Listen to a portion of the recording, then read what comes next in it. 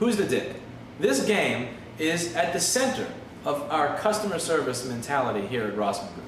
And allow me to explain the game of Who's the Dick, how we play it, and the role that it plays in our customer service. Let me explain this through example.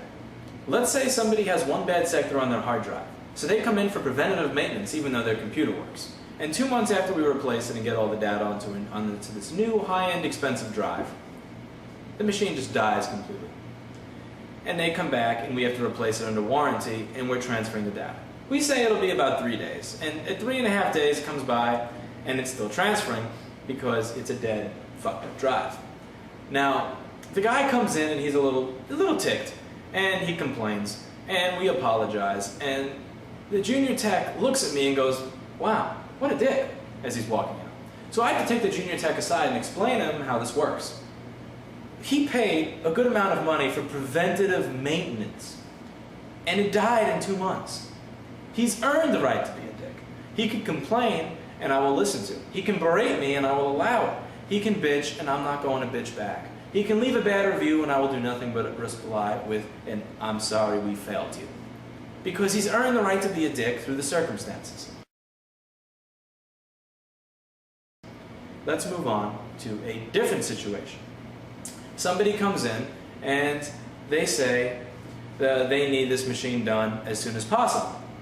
It's late on a Friday. And they show, and we say it'll be done Monday or Tuesday. On Monday we get a call where they're pissed off that it's not done. And on Tuesday the guy calls demanding $50 off because it's not done. When we said it would be done Monday or Tuesday, and we're hours away from completing the job on Tuesday. You can go fuck yourself with a rusty spoon. And if you do leave a bad review, I'll reply to it. I'll describe what went on. And if you come in and complain and want a discount, I'm not going to offer you a discount. And you can go fuck yourself because you're being a dick. You didn't earn the right to be a dick. Nothing bad was actually done to you. You're just being a dick for the sake of being a dick because you're just being an impatient dick. And this very much differs from the first guy.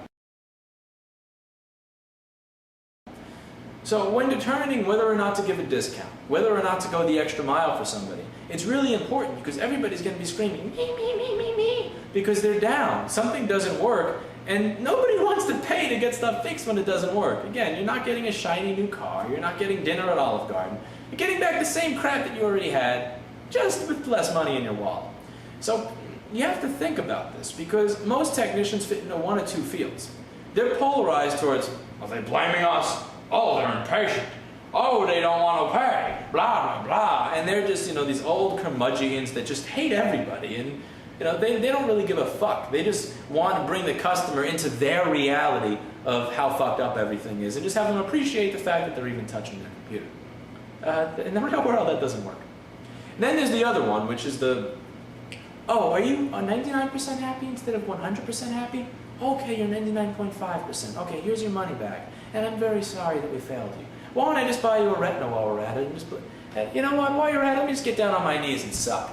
No, that's the other mentality. And that's also very, very wrong. Because, again, you didn't do anything wrong. You just weren't able to make that person 100% happy. There needs to be a middle ground. And my middle ground is this game. Who's the dick? It's the same with supply.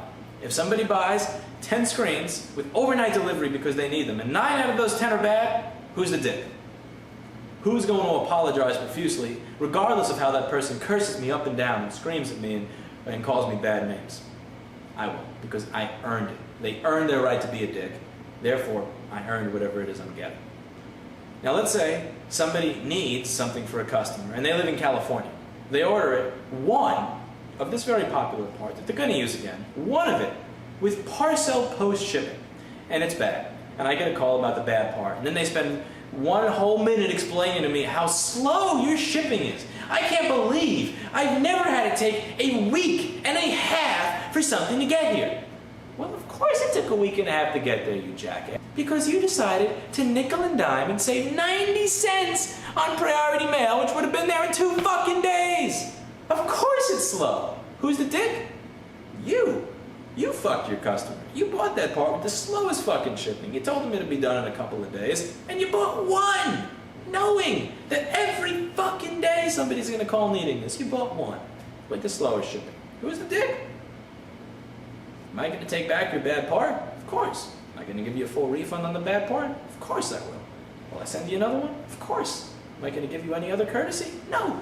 Fuck you. Because you're the dick. Who's the dick is a very good customer service mentality because it allows you to focus on the truth. There's that saying, there's my side, your side, and the truth. And it's very important to always try to look for the truth. It's very important to be pragmatic. As a repair shop owner, you're always looking about your bottom line. How hard it is you tried to make this person happy and how you failed and how they just don't appreciate you.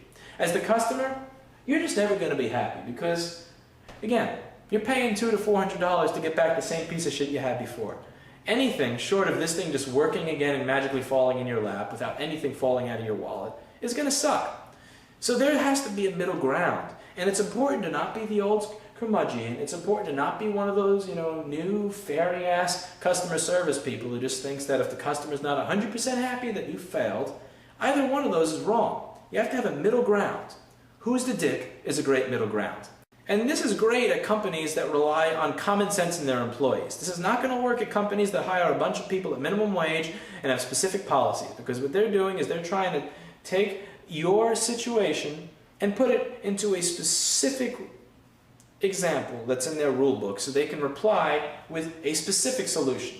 And I'm telling you, the cookie cutter approach works to Kmart, it works to a bakery, but it doesn't work in repair. It doesn't work in car repair, it doesn't work in home repair, and it doesn't work in computer and iDevice repair. It just doesn't. You cannot have a cookie cutter approach and get away with this. That's why most franchises that rely on some sort of centralized idea on how to run the business either fail or just never really make it out there and become impressive.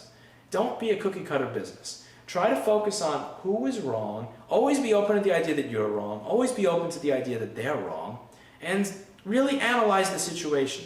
Try to get rid of your arrogance, get rid of your biases, get rid of your personal investment in the situation if you're the one who actually did all this work. Just try to look at it from the outside in and look at who is wrong. Part of the reason that I think I've been able to become successful is because my customer service mentality is an of-service mentality. Meaning I always try to be of service to the customer, while at the same time focusing on who's the dick.